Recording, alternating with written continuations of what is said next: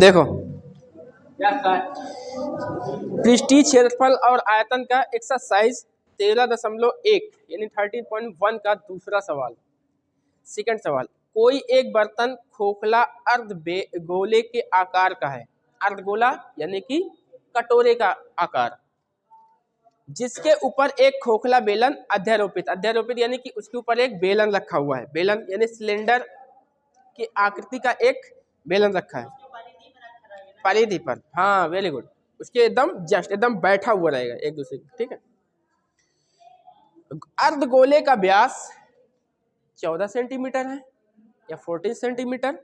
इस बर्तन की कुल ऊंचाई, बर्तन की कुल ऊंचाई मतलब अर्धगोला और आपका अर्धगोला और बेलन मिल करके एक नया बर्तन बना लिया, उसकी टोटल ऊंचाई बता रहा है, ठीक है। दोनों को मिलाने के बाद, कोई एक का नहीं बोल रहा है। अर्धगोला और किसको, बेलन, उनको मिलाने के बाद टोटल ऊंचाई बता रहा है, ठीक है। लेकिन इनकी अलग अलग ऊंचाई है। अभी कितना दिया है, 13 सेंटीमीटर। इस बर्तन का आंतरिक पृष्ठीय क्षेत्रफल क्या है, यानी कि इसका पृष्ठीय क्षेत्रफल निकालना है कुल मिलाकर के बस। तो पहले हम फिगर आउट कर देते हैं और उसके बाद फिगर बनाने के बाद फिर हम ये बताते हैं क्या क्या हमें दिया हुआ है और हमें क्या नहीं दिया हुआ है, उसको पहले निकालेंगे, फिर फार्मूले उठा के अप्लाई कर देंगे आंसर। इसमें ज्यादातर फार्मूला और कैलकुलेशन, फार्मूला कैलकुलेशन यही है, ठीक है। तो देखो पहला तो क्या, देखो कोशिश यही रहेगा कि फिगर अच्छा से बने, है ना। तो पहले अर्धगोलाकार क्या बना देते हैं, एक आकृति बना देते हैं।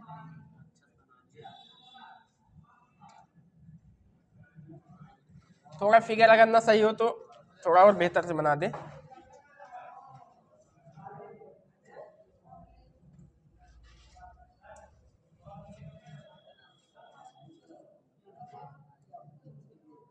सही है, अर्धगोला बन गया।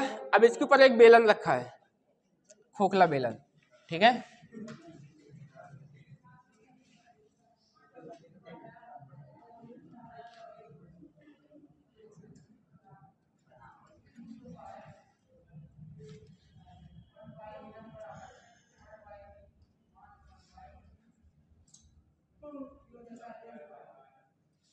ओके, इसका मतलब ये है कि इस अर्ध गोले का ये जो मुंह है वृत्ताकार और इस खोखले बेलन का ये जो वृत्ताकार जो इसका बनावट है, और ये सब सेम है। देखो क्या क्या दिया है, इसका अर्धगोले का व्यास दिया है, क्या दिया हुआ है, कितना दिया है बताओ, 14 सेंटीमीटर।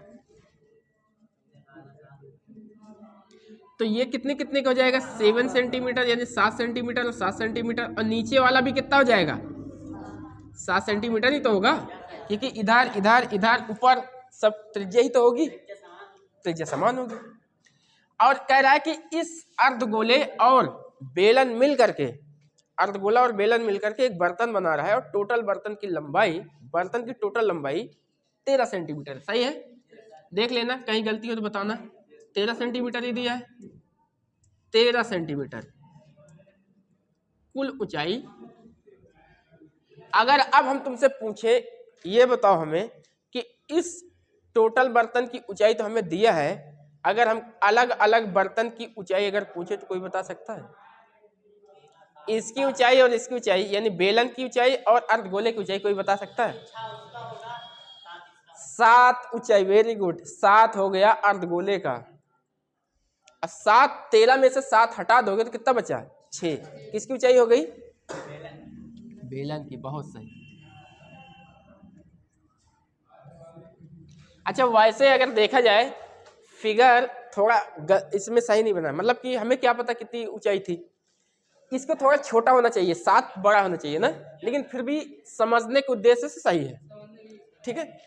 त्रिज्या हमें दे रखा हुआ है 7, ऊंचाई, ठीक है। अब हमें ये बताओ बेलन का जो वक्र पृष्ठ होता है, देखो ध्यान देना, खोखला बेलन है ये, और वक्र पृष्ठ के लिए इसके क्षेत्रफल नहीं निकालना है, ये खोखला है ये, और ये भी खोखला, यानी कि अगर इसमें आप पानी डालोगे तो ये पानी कहाँ पे आके यहाँ से भर जाएगा पूरा, ठीक है। ये खोखला है, तो कह रहा है सरफेस, अंदर का सरफेस निकाल। तो अंदर का सरफेस जब निकालोगे तो अंदर का पूरा ये सरफेस और इसका सरफेस, ठीक है। कहने का मतलब हो गया कि बेलन का वक्र पृष्ठ और अर्धवृत्त का वक्र पृष्ठ, यही हमारा आंसर है। दोनों को जोड़ लेंगे। इसमें केवल त्रिज्या होती है, ऊंचाई होता नहीं, बस वही त्रिज्या ही है। इसमें क्या क्या होना चाहिए, हमें त्रिज्या पता होना चाहिए और क्या पता होना चाहिए, ऊंचाई। इसकी त्रिज्या देखो, ध्यान दो, इस अर्धगोले की त्रिज्या ही इस बेलन की त्रिज्या होगी, और ऊंचाई ऑलरेडी निकाल लिए, हमें सब पता हो गया। हाँ ठीक है, तो अब हम क्या करेंगे,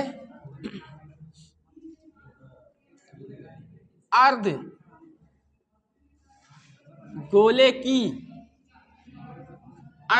की त्रिज्या, अर्धगोले की त्रिज्या कितना दिया है, 7 सेंटीमीटर, ठीक है।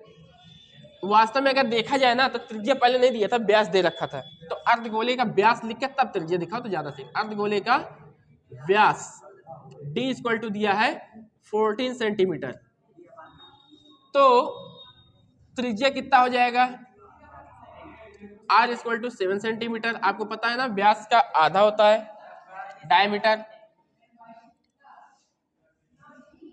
बर्तन की कुल ऊंचाई कितनी दे रखी हुई है, 13 सेंटीमीटर। तो बर्तन की लंबाई यानी कि उसकी ऊंचाई कितनी हो जाएगी, बर्तन की ऊंचाई कितनी हो जाएगी बताओ भाई, बर्तन नहीं बोलेंगे, बेलन की, हमने गलत लिख दिया। बेलन की ऊंचाई कितनी हो जाएगी, 13 में से हम 7 घटा देंगे तो हमें मिल जाएगा 6 सेंटीमीटर ऊंचाई। हाँ, तथा बेलन की त्रिज्या भी तो पता होना चाहिए ना, बेलन की त्रिज्या कितना होगा, बेलन की त्रिज्या ही अर्धगोले की त्रिज्या है, और अर्धगोले की त्रिज्या है उसकी वजह, क्योंकि इसकी त्रिज्या की वजह से ही इसका हमको पता चला है ना, इसका व्यास दिया। तो कितना है, 7 सेंटीमीटर। अब हमें क्या, चूंकि आंतरिक, यहां पे लिख दीजिए, चूंकि बर्तन शब्द यूज करिए, बर्तन के आंतरिक पृष्ठीय क्षेत्रफल बराबर या इक्वल टू अर्धगोले का पृष्ठीय क्षेत्रफल या वक्र पृष्ठ, सही है,